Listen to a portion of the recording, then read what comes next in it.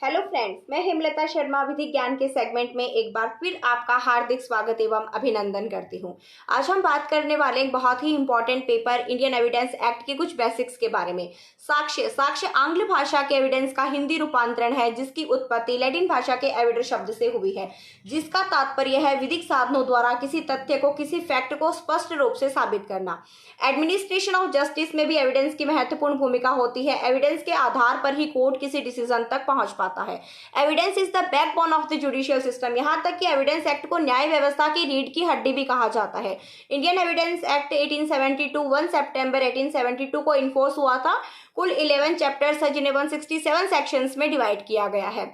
Chapter number 1 जो कि preliminary के बारे में बताता है, सेक्शन 1 से लेकर के 4 तक। चैप्टर नंबर 2 सेक्शन 5 से लेकर के 55 तक, जो कि रिलेवेंसी ऑफ फैक्ट के बारे में बताता है। चैप्टर नंबर 3 जो कि facts which need not be proved, ऐसे फैक्ट जिन्हें साबित करने की आवश्यकता नहीं होती है, सेक्शन 56 से लेकर के 58 तक। चैप्टर नंबर 4 जो कि ओरल एविडेंस के बारे में बताता है, सेक्शन 59 एंड 60। चैप्टर नंबर 5 जो कि डॉक्यूमेंट्री एविडेंस के बारे में बताता है, सेक्शन 61 से लेकर के 90A तक। चैप्टर नंबर 6 जो कि दस्तावेजी साक्ष्यों का मौखिक साक्ष्यों के अपवर्जन के रूप में बताता है। चैप्टर नंबर 7 जो कि बर्डन ऑफ प्रूफ के बारे में बताता है। चैप्टर नंबर 8 जो कि स्टॉपल के बारे में बताता है।